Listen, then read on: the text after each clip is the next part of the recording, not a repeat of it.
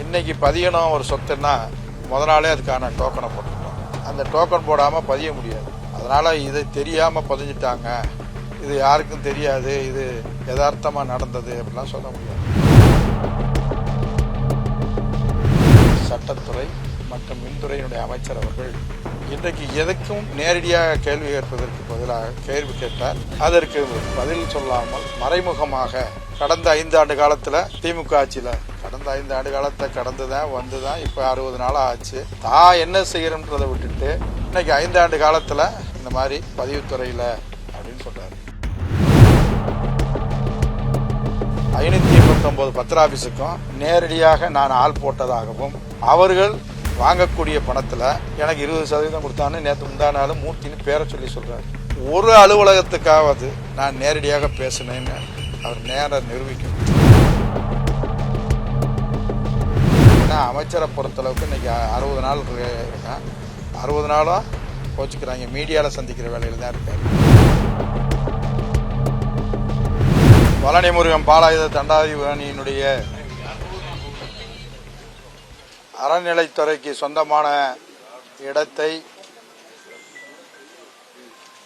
பதிவுத்துறையின் மூலமாக நில மோசடி நடந்துள்ளது. அதற்காக எப்படி நடந்தது, யாரெல்லாம் அதற்கு உடந்தையாக இருந்தார்கள் என்பதை பற்றியெல்லாம் 2-3 நாட்களாக இன்றைக்கு விவாதங்களாக இருந்தாலும் பொதுமக்கள் மத்தியிலே இன்றைக்கு தெரிந்து பல்வேறு அரசியல் கட்சிகள் பல பேர் அதை பற்றியெல்லாம் கண்டனம் தெரிவித்தும் அதற்கு காரணமான இருந்தவர்கள் மீது உடனடியாக சட்டப்பூர்வமான நடவடிக்கை எடுக்க வேண்டும் என்று சொல்லி ஒரு சிலர் மேல நடவடிக்கை எடுத்தும் அது எப்படி நடந்தது என்பதனையெல்லாம் இங்கே சொல்லிக் கொண்டிருக்கிறார்கள். நான் முன்னாள் பதிவுத்துறை அமைச்சர் என்ற முறையில் கோயில்கள் இடத்தை பதிவே செய்ய முடியாது, எந்தெந்த பத்திர அலுவலகம் இருக்கிறதோ அது சம்பந்தப்பட்டு இருக்கக்கூடிய கோயில் நிலங்களாக இருந்தாலும் அரசு நிலமாக இருந்தாலும் நீர்நிலை புறம்பாக்காக இருந்தாலும் வக்பாரிய சொத்தாக இருந்தாலும் எந்த சொத்தாக இருந்தாலும் அதை பதிய முடியாதுன்னா அதில் ஏற்கனவே சுழிச்சிருப்பாங்க. ஏன்னா பார்த்த உடனே நீங்கள் அந்த சொத்தை பதிய முடியாது. அதே நேரத்தில் இன்னைக்கு பதியணும் ஒரு சொத்துன்னா முத நாளே அதுக்கான டோக்கனை போட்டிருப்பாங்க. அந்த டோக்கன் போடாமல் பதிய முடியாது. அதனால இதை தெரியாமல் பதிஞ்சிட்டாங்க, இது யாருக்கும் தெரியாது, இது யதார்த்தமாக நடந்தது அப்படிலாம் சொல்ல முடியாது. ஏன்னா இது சொல்லியிருக்கிறாரு, இந்த பதிவு இப்போ நடந்தது. கடந்த காலங்களில் இருந்த அந்த பிரச்சனை இருந்திருக்குன்னா இருந்தாலும் அதுக்கெல்லாம் அறநிலைத்துறை இடத்த யாரும் பதிகிறதில்லை.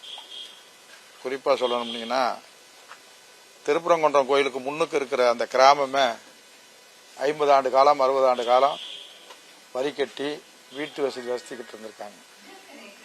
ஆனால் ஒரு 5 ஆண்டு காலத்திற்கு முன்னதாக அந்த இடங்கள்லாம் இன்றைக்கு கோயிலுக்கு சொந்தமானதுன்னு அந்த கோயிலோட இணைச்சு அந்த இது பண்ணியிருக்காங்க. இப்போ யாரும் அதை அனுபவிச்சுட்டு இருக்காங்களே ஒழிய அது கோயில் பேரில் இருக்கிறத இவங்க பேரில் மாற்ற முடியாது.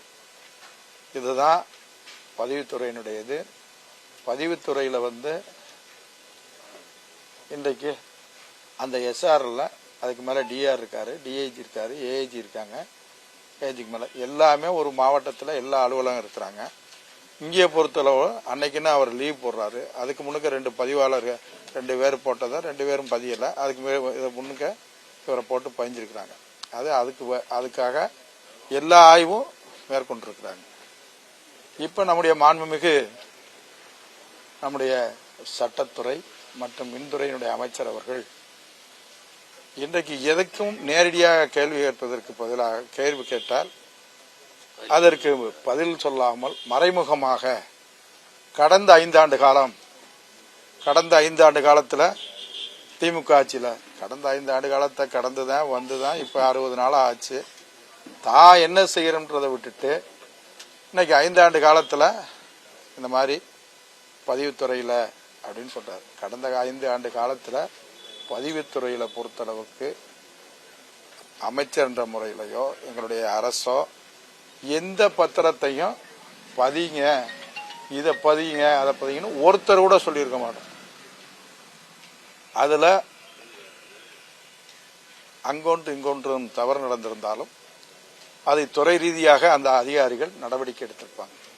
அதில் எந்த மாற்று கருத்தும் இல்லைங்க.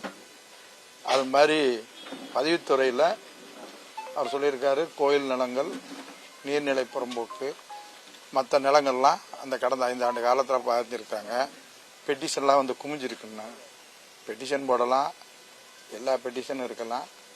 எது தகுதியானது, யாரு அந்த பெட்டிஷனை நீங்க விசாரிங்க, அதுல யாரு சம்பந்தப்பட்டிருக்கா, யாரெல்லாம் அது இருந்திருக்குது, அந்த தகுதியான அந்த செய்திருக்கக்கூடிய எஸ்ஆரா இருக்கட்டும், டிஆரா இருக்கட்டும், அவர்கள் மேல நிச்சயமா நடவடிக்கை எடுத்திருப்பாங்க.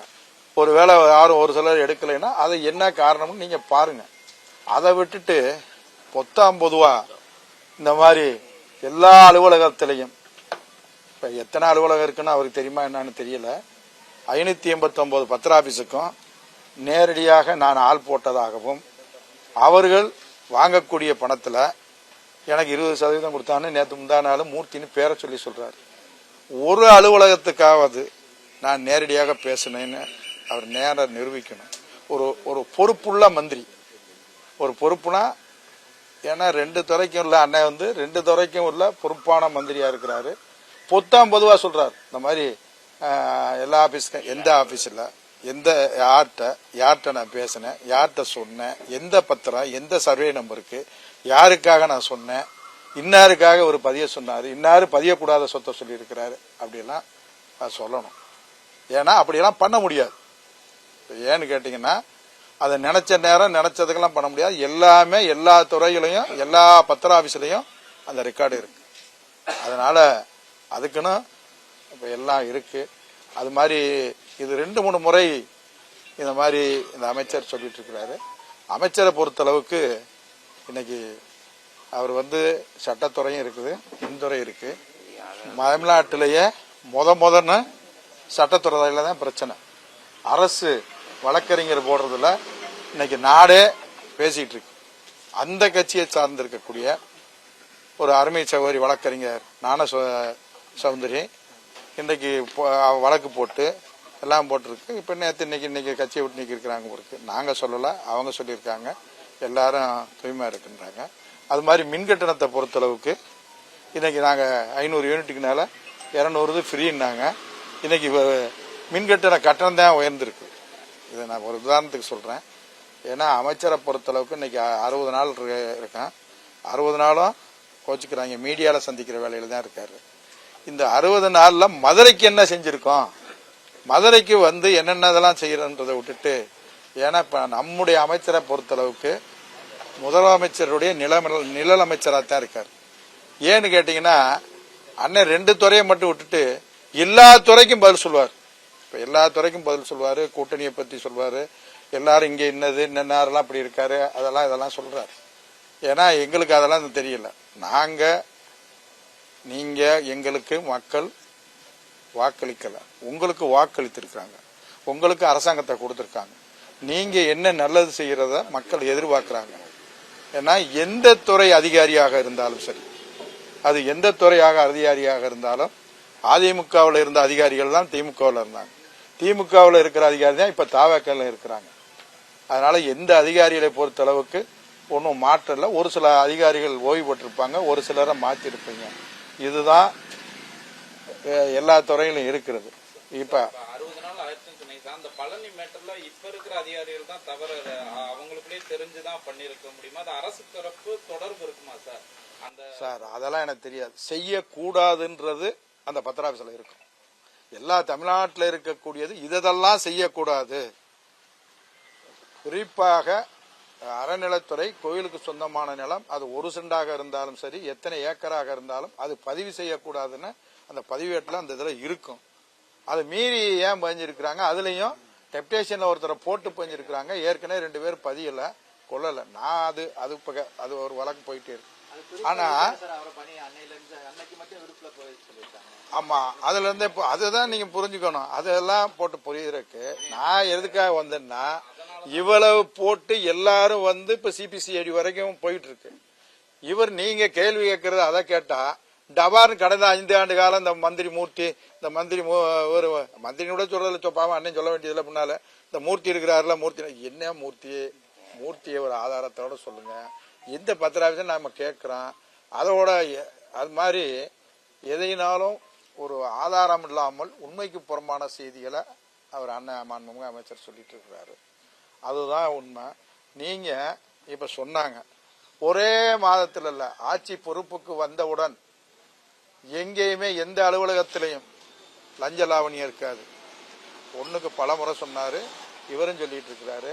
உங்களுக்கு தெரியும், லஞ்ச ஒழிப்புத்துறை வந்த 1 மாசத்துல 60 பத்திர ஆபீஸ்ல ரைட் அடிச்சாங்க. 60 பத்திர ஆபீஸ்ல ரைட் அடிச்சாங்க. ரைட் அடிச்சு என்ன பண்ணாங்க? 37 லட்சம் ரூபாய் கையாடலான்னு பண்ணாங்க இல்லையா? அந்த 37 லட்சத்துக்கு பேர் என்ன? இல்ல பேர் என்ன? அதுக்கு மேல சில பேர் மேல நடவடிக்கை எடுத்திருக்கீங்க. மறாவது வாரத்துல நகராட்சி, பேரூராட்சி, மாநகர அதுல போய் எல்லாத்தையும் லஞ்ச ஒழிப்புத்துறை போச்சு. அதுல 31 லட்சம் எடுத்தாங்க. அது மாதிரி வட்டாட்சியர் போயிருக்காங்க, இப்ப எடுத்திருக்கிறீங்க, கொண்டிருக்கீங்க. இது இப்ப மட்டும் இல்ல, திமுக ஆட்சி காலத்திலையும் லஞ்ச ஒழிப்புத்துறை இருந்திருக்கிறது. அதுலயும் பல பேரை இது மாதிரி போய் எல்லா அலுவலகத்திலையும் போய் இருக்கிறப்ப பல பேர் மேல நடவடிக்கை எடுத்திருக்கோம். பல பேர் மேல அரசின் சார்பிலேயும் நடவடிக்கை எடுத்திருக்கோம், லஞ்ச ஒழிப்புத்துறையின் மூலமாகவும் நடவடிக்கை எடுத்திருக்கோம். இது தொடர்கதையாக எல்லா பேரும் இருக்கிறது. அது பூரா அதுக்கு இது யாருக்கு பொறுப்பாவா? அந்த துறையினுடைய அதிகாரி பொறுப்பாங்களா, இல்ல அரசை பொறுப்பாகுமா?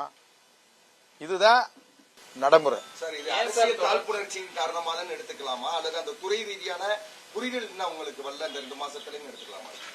நீங்க எப்படி எடுக்க போறீங்கன்னு எனக்கு தெரியாதுல்ல. இல்ல நான் என்ன சொல்றேன்னா, 2 துறையும் இன்னைக்கு எல்லாமே சொல்லக்கூடிய லெவல்ல இருக்கு. அது மின்துறையாக இருந்தாலும் சரி, சட்டத்துறையாக இருந்தாலும் சரி. மாண்புமிகு அமைச்சர் அவர்கள் இந்த 2 துறைகளினுடைய சார்பில மக்களுக்கு என்ன செய்ய முடியும், மக்களுக்கு எதெல்லாம் செய்யணும், அதெல்லாம் செஞ்சு கொடுக்கக்கூடிய பல்வேறு வாக்குறுதிகளை அறிவித்திருக்கீங்க. பல்வேறு நலத்திட்டங்களை கொடுக்கறோம்னு சொல்லி இருக்கிறீங்க. அதை விட்டுட்டு ஒவ்வொரு துறைக்கும் ஒவ்வொரு அமைச்சர் இருக்காங்க. எல்லாருக்கும் நீங்க பொதுவா கூட்டு பொறுப்பு தான்.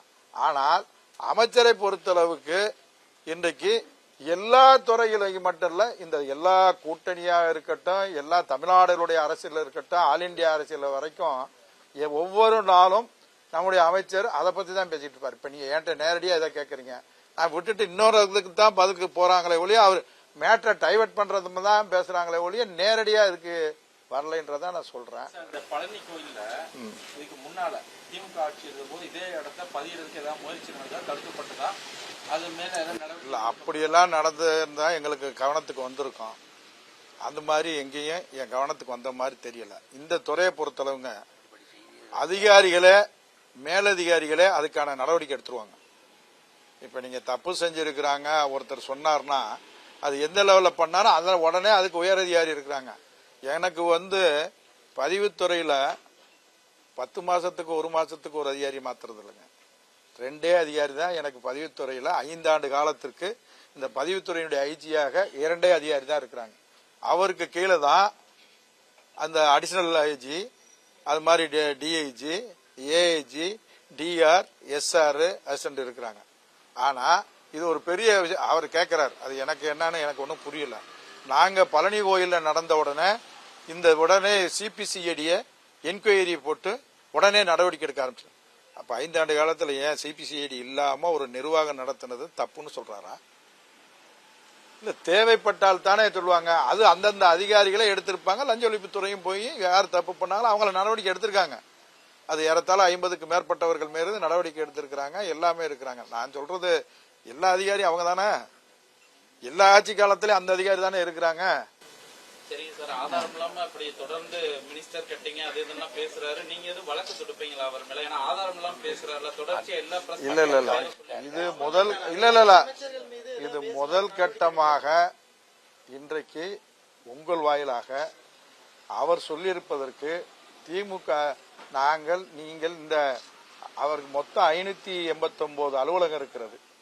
எந்த அலுவலகத்தில் 580 அலுவலகத்திலையும் மூர்த்தி ஆள் போட்டு அவங்க கொடுக்கறதுல கட்டிங் கொடுத்துருக்காருன்னு சொல்லணும். அதுக்கு அவர் என்ன யாருன்னு பேரை சொல்லணும். அவர் எந்தெந்த ஏன்னா 589 பேர் சொல்லணும். அந்த வேலை பார்த்த அதிகாரி இன்ன அதிகாரிகிட்ட இவர் பண்ணாரு, இன்ன இடத்துக்காக பண்ணாரு, இன்னதை பண்ண சொன்னாரு அப்படின்ற விவரம் தெரியணும். இன்னொன்னு என்னன்னாங்க, அது தவறான புரிதல், தவறான செய்தி மக்கள் மத்தியில் பரவுச்சுங்க. அதாவது கெய்லைன் வேல்யூ அதாவது கெய்லைன் வேல்யூன்றது ஒன்னு பிக்ஸ் பண்ணிருப்பாங்க. அது எடுத்த உடனே எஸ்ஆரோ டிஆரோ அமைச்சரா கெய்லைன் வேல்யூ பிக்ஸ் பண்ண முடியாது. அதை முதல்ல இந்த விளக்கத்தை கொஞ்சம் கரெக்டா கொடுத்துங்க. கெய்லைன் வேல்யூவை பொறுத்தளவு கீழே இருக்கிற எஸ்ஆர் அந்த டிஆர் ஆடியோட்ட கொண்டு போய் அது கலெக்டர் வரைக்கும் அது சப்கமிட்டின்னு பேரு. அந்த சப்கமிட்டியில வச்சு எந்தெந்த ஏரியாவுக்கு எவ்வளவு அந்த கெய்லைன் வேல்யூ பிக்ஸ் பண்ணணும், அது புஞ்சியா இருந்தா எவ்வளவு, நஞ்சையா இருந்தா எவ்வளவு, அந்த நஞ்சை டவுனை ஒட்டி இருந்தா எவ்வளவு, டவுனுக்குள்ள எவ்வளவுன்னு அதை இவர் ஆட்சியர் முடிவு பண்ணதுக்கு பின்னுக்க அங்க மெட்ராஸ்ல இருக்க எங்க ரிஜிஸ்ட்ரேஷன்ல இருக்க ஐஜியோட சேர்ந்த ஒரு கமிட்டி இருக்கு. அந்த கமிட்டி முடிவு பண்ணதுக்கு பின்னுக்க தான் இந்தந்த ஏரியாவுக்கு இவ்வளவுதான் கைட்லைன் முடிவு பண்ண முடியும். அப்படி முடிவு பண்ண கைட்லைன்ல கூட 1-2 ஏற்றத்தாழ்வு, ஏன்னா அந்த சப்கமிட்டி வச்சு அதை வைக்க வேண்டிய சூழ்நிலையில அன்னைக்கு நீதிமன்றத்தினுடைய வழிகாட்டுதல உடனடியாக அதெல்லாம் நீங்கள் சீர் பண்ணி கொடுக்கணும்னு சொன்னதுல அதை பூரா சீர் பண்ணி கொடுத்துருக்காங்க. அதுலயும் 1-2 ஏற்றத்தாழ்வு இருக்குத்தான் செஞ்சிச்சு. அந்த எந்த இடத்துல நீங்க 50 ரூபா 100 ரூபா இருக்கு, 500 ரூபா 300 ரூபா இருக்கிற இடத்துல சில இடத்துல குறைச்சிருக்கும், சில இடத்துல கூட இருக்க 1-2 இடத்துல தமிழ்நாடு முழுவதும் அதை சரி செய்வதற்காக ஓய்வு பெற்ற ஐஏஎஸ் அதிகாரி வாசிய அவர் கமிட்டியில ஒரு குழு போட்டிருக்கோம். அது அவங்க அந்த இதெல்லாம் இருக்குன்னு சொல்லிட்டு அதை சரி பண்ணக்கூடிய பணியில அவங்க பண்ணியிருக்கிட்டே இருக்கிறாங்க. அது மாதிரிதான் பதிவுத்துறை